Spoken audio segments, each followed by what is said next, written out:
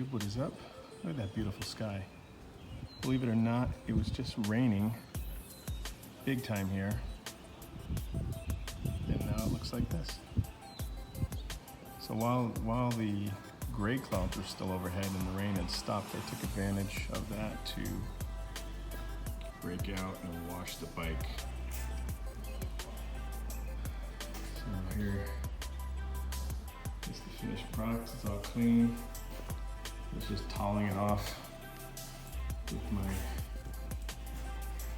chamois. But you know, black cars and bikes, look at how nice that looks, all the reflection. Black is a beautiful color for cars and bikes, just deep. But the problem is it shows every little watermark, every little dust mark. Really a challenge to keep clean. But yeah, just finished washing it and toweling all of the major parts off. So you can see in here that I gotta get a brush, either that or shrink my hands down to the size of a 2-year-old to get in there. I can't reach it from either side, but I'll get a brush and get in there. Get all that grime. See, it's kind of, there you go. There's water spots and grime. Yeah, I got caught in the rain yesterday coming home, and the bike was disgusting. I gotta get all these little nooks and crannies.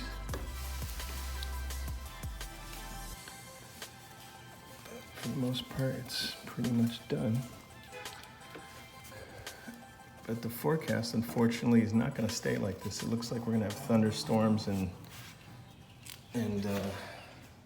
downpours are scheduled for the whole next week here in Austin. So, fortunately, this clean dude will probably just kind of stay here in the garage until we get consistent weather. So I think I just burned off like 800 calories washing this thing. I didn't film it all because I didn't have enough hands, but I was on my back crawling around underneath, getting the undercarriage, all the little nooks and crannies up here. Lots of water gets trapped, you know, behind here, and it's like really hard to get down there. You gotta kind of push the chamois through there and kind of bunch it up in there and go squeegee back and forth. But with the boxer engine, got lots of nooks and crannies to get into. And I don't have the splash guard rear fender like some people do. There's those, I guess, I don't know what it's called, but it's like it's like a fender that goes really close to your tire, and that protects all this, all this electronic stuff here. This is the dynamic suspension and the shock. So you can see in there, let me see if I can get in there. See all that crud in there? That's really hard to get at. It looks like I got enough space, but I tried. My hand's too big. I gotta get a brush or something, get in there and wipe that down. But yeah, I don't know, I think I'll maybe at some point in the future I'll get one of those fenders that goes close around the tire here to protect all this stuff in here. But that was a fluke yesterday that it rained. It rained 5 minutes, downpoured on me, and then it stopped. I don't ride in the rain, and I don't usually take my bike out when there's rain in the forecast, which there wasn't yesterday. Just came in real quick. So I don't wash my bike very often because I usually ride on really nice days. So I think I wash it once every 2 weeks, something like that. It's all clean. Definitely got to start it up.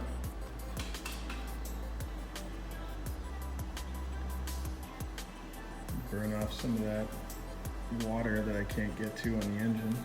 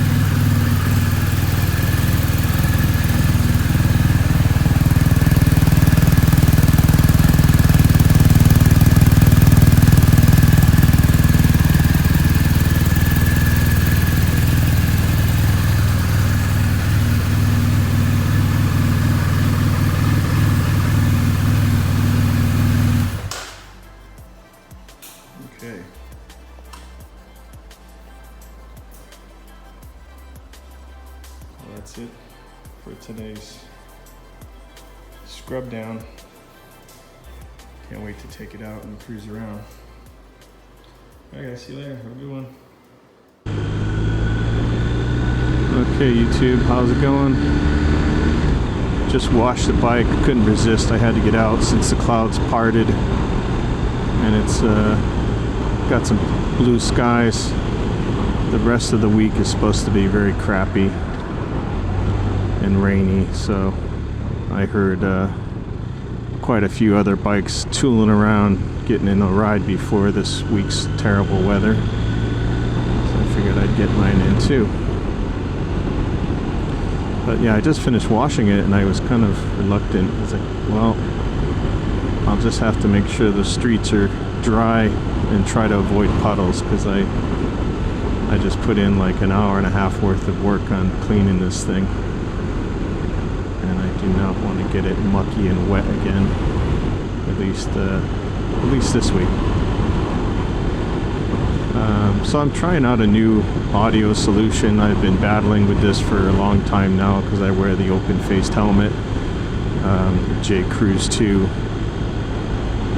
and a viewer made some comments that the audio is atrocious and terrible, and it distracts from the content, and he's 100% correct.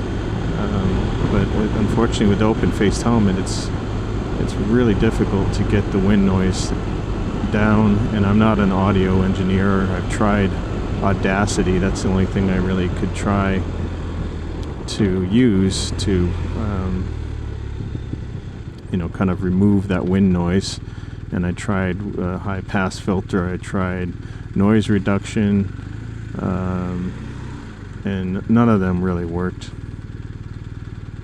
What they basically did was just make my voice muffled and sound terrible. So I took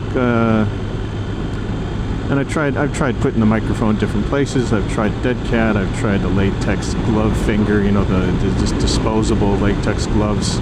Cut a pinky off, wrap it around the microphone. I've tried 2 different types of foam, to no avail. So what I've done now is I've got a piece of, it's like a 1 inch by 1 inch, or maybe a little bit bigger than that, square, long rectangle of insulation, which is basically foam insulation that you use to stick in between the air conditioning and your window or something like that. And I've just run it across the bottom of the helmet to try to cut off that extra wind coming up underneath the visor, and we'll see if that works. But the audio is pretty good, as long as I'm not going over 45 miles an hour and there's not a lot of huge crosswinds coming at me. And right now there's quite a bit of wind because of the storm that was just here and then moved on. So there's a lot of wind hitting me from the sides and straight on. So this is a good test to see how this works. But yeah, as long as I don't go over 40-45 miles an hour, my audio is usually pretty good and sounds okay. But once I hit 50, 60, 70 miles an hour, the audio it's just too loud, the wind noise. And I've tried the windscreen here. I pull it up and that shoots the wind up over my helmet, but it actually is over and around the top of it, so it ends up, I get a lot of buffeting and it sounds horrible on my ears. I don't like it, and it doesn't make a whole lot of difference in terms of wind protection, so that doesn't really help at all. So we'll see how this works. I think we'll go, let's see, let's go over, I think if we just go straight, we'll go straight up to the park. Let's see how that works.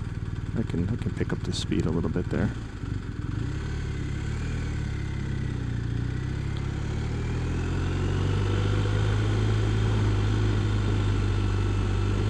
But thanks to that viewer for, you know, kind of pushing me on the audio, because I've tried everything, and I just had to sit down and think about this more and how I could change this.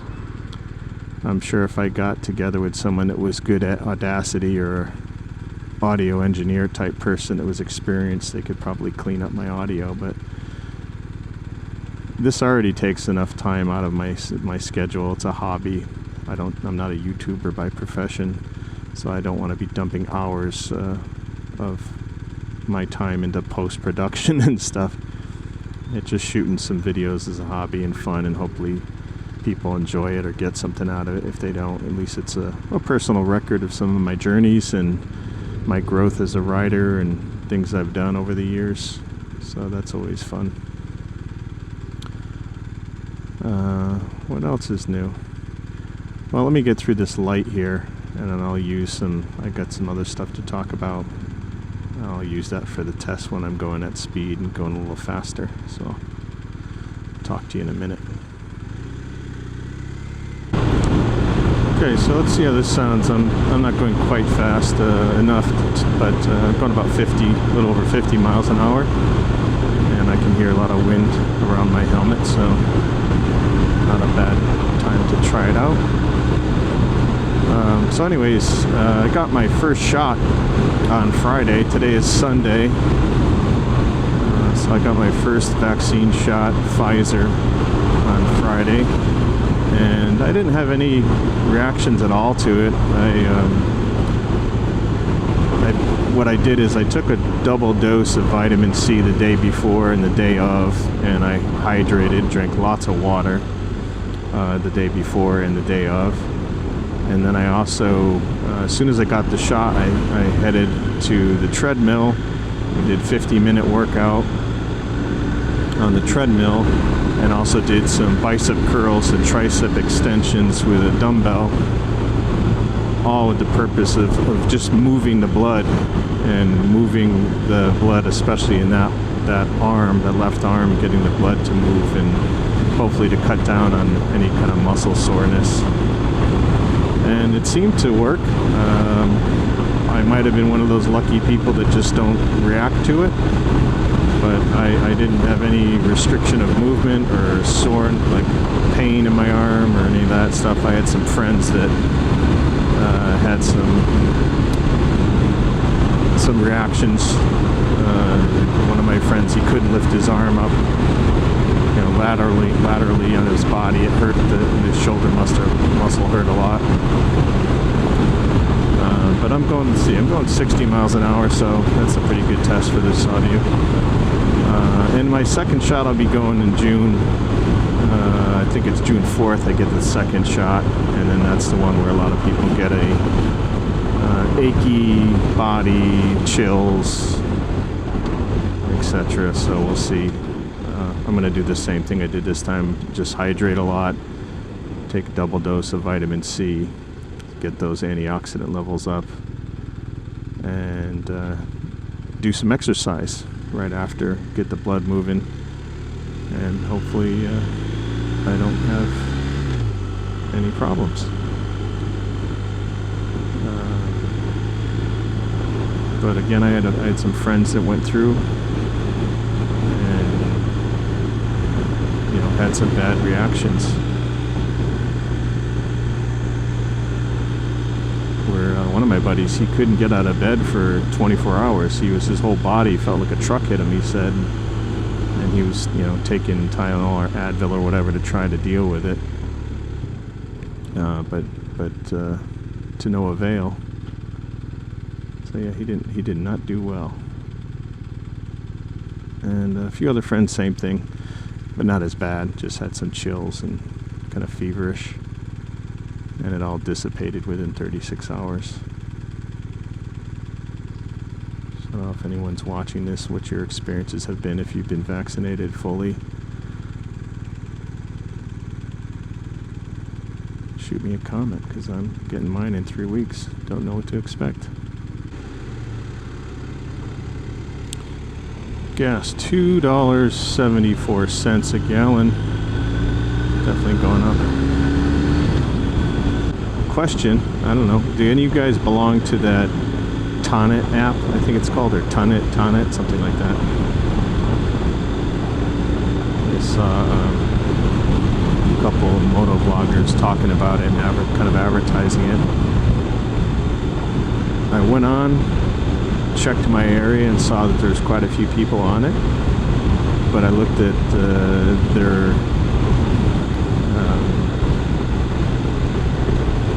activity level. It seemed like most of them joined a while ago, and there's just been like no activity. So I don't know if this app is actually useful or not. So if you guys use it or have experience with it, let me know if it's worth, you know, using. I mean, I would like to use it just to meet up with other bikers in the area, you know, to go on rides, or you know, go off to a coffee shop, or you know, some of these breweries around the area for some snacks, barbecue, beers, etc. Hang out, talk, bikes, etc. But again, I'm not sure if the app actually does what it's supposed to do, or if it's kind of out of style or fashion. Came into it a little late, I guess. But let me know. And that this is going to conclude my audio test here. Going 60 miles an hour, almost. And lots of wind going on outside.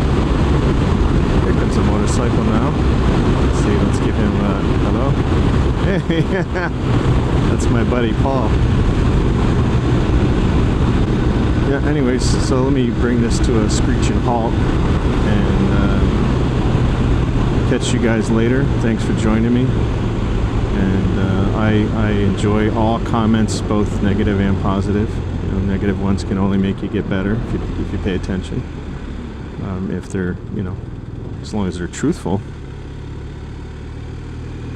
And my audio does suck, that is truthful.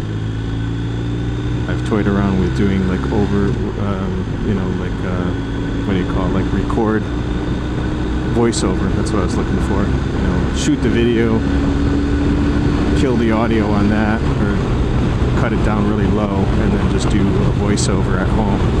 But that takes all the spontaneity out of it, and it just seems weird, and it also would be time consuming for me to do a whole nother, you know, activity that I have to do to edit. So I'm not looking to do that.